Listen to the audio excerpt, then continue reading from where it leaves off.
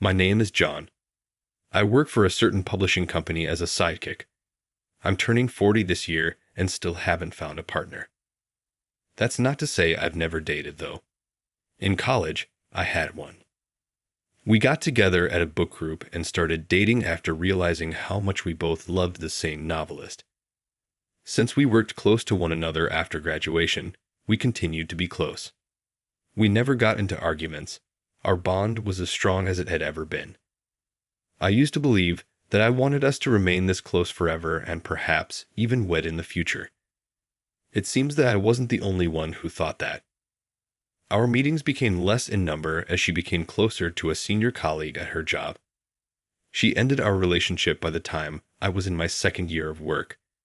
Later on, a friend of mine revealed to me that she had fallen in love with a dashing executive at the ID firm where she worked, a man whose appearance and salary were far superior to mine.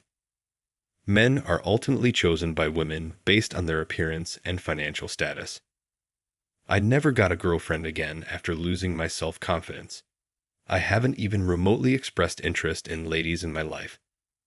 Nonetheless, I enjoyed the company of my coworkers and was really content with the connections I had at work. It has been more than 10 years since I left my prior work in my mid-20s and joined this company in the middle.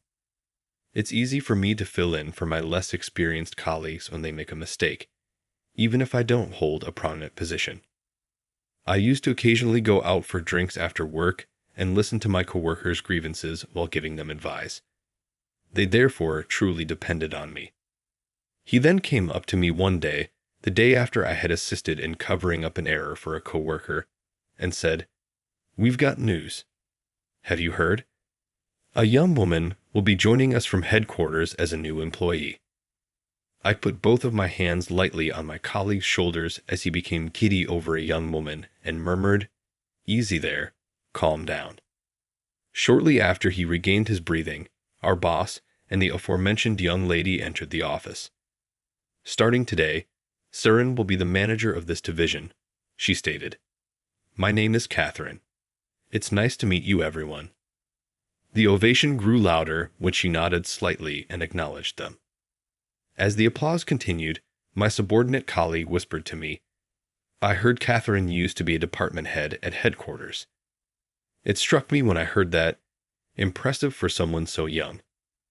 My employer later confirmed that the reports were accurate by telling me the same thing. Given her history of ascending to a supervisory role at such a young age, she put in even more effort than the gossip implied, completing assignments quickly and demonstrating her abilities. She became my superior despite being younger. She was amiable and incredibly skilled, fitting right in with our department right away. There was one thing, though, that bothered me. Frequently, I sensed her stare from her far-off desk. It was an inexplicable gaze rather than a flirty or contemptuous one.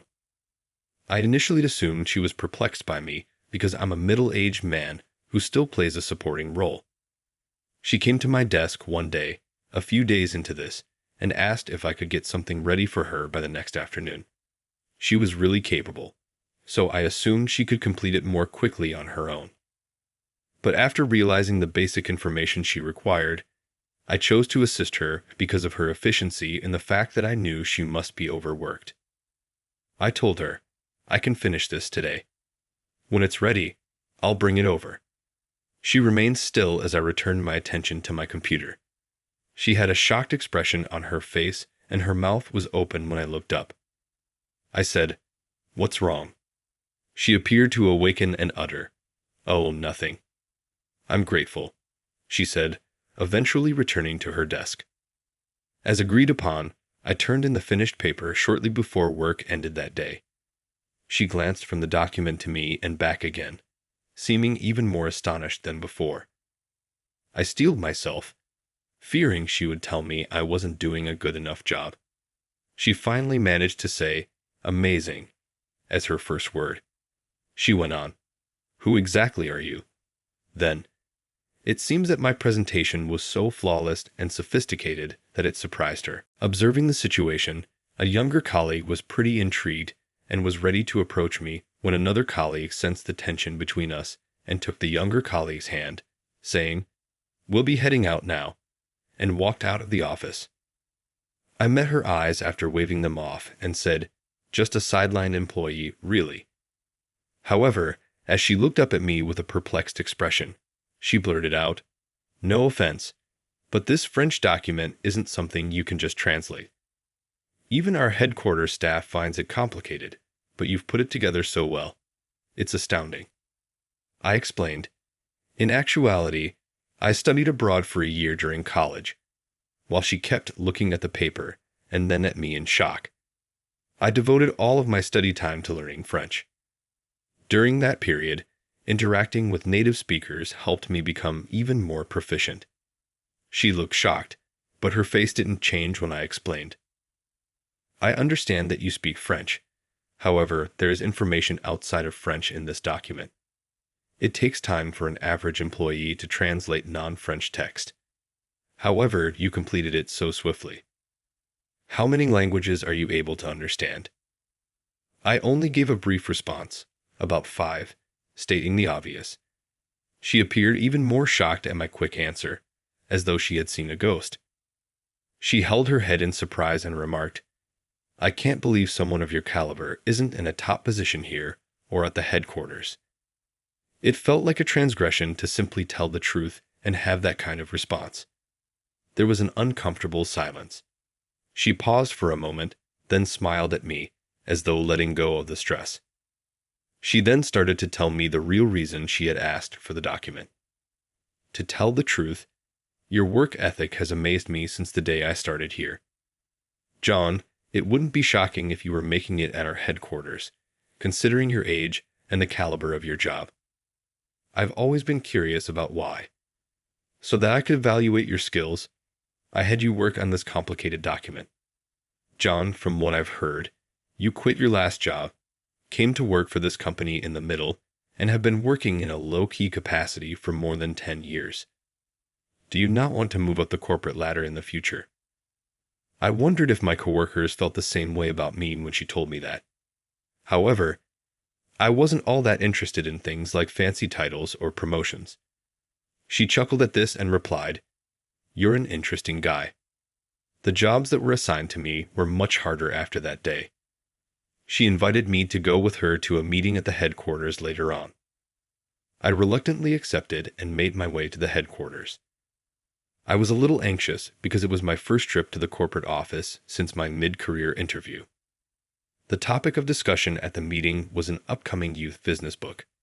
I had assumed before the meeting began that I would simply attend and keep quiet. But once it started, I was unable to stop thinking about it. Before I knew it, I was making several suggestions, and the majority of the headquarters staff concurred, their expressions expressing surprise. I was called into the CEO's office following the meeting, as he was also in attendance. Catherine and I went. Catherine was correct, after all. "John, you're incredibly gifted. Talent like yours shouldn't be wasted. I would really like you to come work with our editing team at the main office and put all of your skills to use." Startled by this unexpected invitation, I uttered, "Me? Really?" I was interrupted by the CEO, who covered my hands with his own and whispered, "I'm counting on you." The CEO put so much effort into the handshake that I felt I couldn't let him down, even if I still wanted to decline. I vowed to myself that I would try my hardest, and then said, "Understood." Not long after, I was moved to the editorial division. Everyone was curious as to why Catherine, who was so capable, had been moved from headquarters to my former office. However, this time, I got the exact opposite reaction: skepticism and coldness. Is this elderly man currently being moved to the headquarters? All these time, wasn't he just your average office worker? Is he willing to participate? I heard similar remarks a lot when I initially transferred, but I didn't let it depress me. In order to satisfy Catherine and the CEO, I had to produce results here. I worked nonstop after that, oblivious to the looks and hushes. The effort was worthwhile. After a while, even the coworkers who had previously disregarded me started to acknowledge my contributions. In my former role, I had never had the sense of fulfillment that I have now in this setting. I've come to enjoy this place of work. One day, I was eating lunch at my desk at the office after acclimating to my new role. Catherine sent me an email while I was sitting at my desk eating lunch. Want to go out for drinks after work today? Upon reflection, I realized that I hadn't really spent much time with Catherine outside of work-related gatherings since I moved to the headquarters. I thought it would be appropriate to go as a way of showing thanks since I felt like I owed a lot for how far I'd gone. Catherine was already sipping her drink when I got to the assigned bar. When Catherine saw me, she waved her hand and displayed a carefree look she would never display at work. The CEO and a few coworkers have informed me, "John, it seems like you're doing fantastically." Actually, not really. I'm only now starting to get used to the work and atmosphere of the office. It's been hectic each day. Following their mutual update, she said, "May I ask you one question?" With a somewhat different, more serious expression than before, she asked. I merely nodded in answer, not saying anything. "John, you are so talented. Why were you put in such a backbench position?" I'm not a heavy drinker, so after just half a mug of beer, I was already tipsy. Perhaps as a result, I began telling a story to my coworkers that I had never told any of them before. On my resume that I submitted to this company, I listed a different university even though I actually graduated from Harvard. Although I was unable to see her face, I might assume that she was astonished in the same way that she had been when she quickly understood a difficult material. I ignored her response and carried on with my tale. When I started working for my former employer more than 10 years ago, I was a dynamo from the beginning. My goal was to become an elite member of the corporate ladder. Not only did I possess the drive, but I excelled beyond my peers' expectations. My coworkers shared my same level of drive for a while. Although each day was demanding and competitive, it felt satisfying. But eventually, I started to notice jealousy coming from my peers. They would remark things like, "Of course, he can do it," before I realized it. He graduated from Harvard, and I found myself accepting their work as though they were doing it to spite me. I'd eventually experienced depression as a result of the mental strain. Before I knew it, I had resigned from my position. Because of my Harvard education, I was held in such high regard and assumed to be capable of handling anything. I started to question whether it would be less stressful to act less capable. I lied on my resume and claimed to be a Harvard graduate for this reason. After telling her my story, I turned to face her. I was relieved that she seems more interested than I had anticipated. That seems difficult. Now, I sort of get it. To be honest, it was simple at first to act incompetent and marginalize employees at this organization. But I could have coasted till retirement without ever feeling this fulfilled if I hadn't met you. When I moved to our headquarters, I didn't feel at home at first, but now I truly appreciate my coworkers and the atmosphere. I am very grateful to you, Catherine. I'm really grateful to you. Being able to show my thanks was one of the main reasons I came here today, and it felt good to do so. She appeared a little shy and remarked, "Oh, please, I didn't do much." Her expression suggested that she was grateful for the praise. We spoke for a little while more until she abruptly realized, "Oh, right. I should have invited you here today because I want you to meet someone. John. It appears that this person is a professor and, like myself, a graduate of Harvard. He is a well-known professor in the publishing industry. Therefore, I've heard that his books will undoubtedly become bestsellers. He can be a little tough and unyielding, but if it's you, perhaps he'll listen." Catherine and I went to see the professor a few days later. Catherine opened the door and said, "Hello." "You again." The professor, who was sitting and deeply immersed in a newspaper, asked with a frustrated grimace. "Today, I'd like to introduce someone," Catherine stated. She prodded me forward with a forceful push from behind. "Hello, I'm John from Tay Publishing. Please meet me." John attended Harvard, but he put another college on his resume, and he was fired from his work until recently for disclosing my background. It caused me to immediately bend my head in shock and humiliation. The professor's response, though, was unexpected. "Isn't that interesting now?" he said, bursting into a happy giggle. "Well, let's hear your side of the story, at least. Did you come to talk about publishing?" Catherine had warned me about his difficult and stubborn personality, so I was on the lookout. But now that the ice had melted, I felt relieved. At the professor's suggestion, Catherine and I sat down across the table from him. I was worried that he would delve into technical subjects that I would not be able to address. But our chat stayed informal. We lost track of time as we talked about me, about Catherine, and briefly about the publishing business. The professor had clearly been more receptive to me. "Dude, John, you're not just smart, you're entertaining. I would think about publishing with your agency if you were the chief editor," the professor remarked. "Really?" "Yes, but the goal here is a bestseller if we're doing this right. Please put your best effort forward. I don't want to sacrifice the content. I'm depending on you, John." I'd gained his favor with that. As Catherine had planned, we were able to talk about publishing. "John, we succeeded.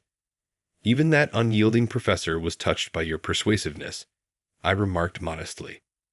"It wasn't just me." I said, "I didn't do anything, but I felt happy inside like never before.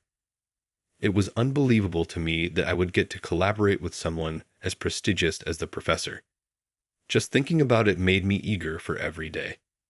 The professor and I wrote a business book for young adults, and it was a huge hit. I worked even harder since I was sure that with the professor, we might create future masterpieces. It was never a pointless endeavor. The books that I and the professor published continued to make the bestseller list, and I was much more visible in the editing department than I had been in the past. And I don't just mean that it had become more well-known. It's impossible for me to compare the sense of fulfillment I had to my prior employment or to the days when I was simply another face in the crowd. Later on, Catherine and I moved from being coworkers to a romantic connection. We recently got married and were blessed with a stunning daughter. Before I met Catherine and the professor, my life was just coasting through typical days till retirement. After that, things changed dramatically. Because of my excellence, I detested my job and once handed up the title of Harvard graduate, something I had worked so hard to obtain. But it was interactions with people that could be considered fate that allowed me to change. I was merely fortunate to come across something important. However, I want to encourage anyone who wants to improve their current circumstances to not be afraid of change. Do something. If you wait for an opportunity, you might not discover it in your lifetime, or you might only get it when you are 40. Well, it's always better to seize opportunities early. 40 isn't too late. You can live longer and more meaningful days if you take advantage of opportunities as they arise. I would want to pose this question to individuals who are happy with their current situation. Is that really the best you can do? I can't deny that the professor has helped me establish a reputation as an editor with a track record of blockbusters. However, I've given my all to my work day and nights since the professor informed me he liked it. I'm glad to state that because I put my all into every book, even with their little success, my modest amount of hard work has undoubtedly helped those bestsellers. So stop and think for a moment. If you believe that you are not at your limit and that your current circumstances are indeed the result of giving it your all, then I implore you to take immediate action. Work is always rewarded in some fashion.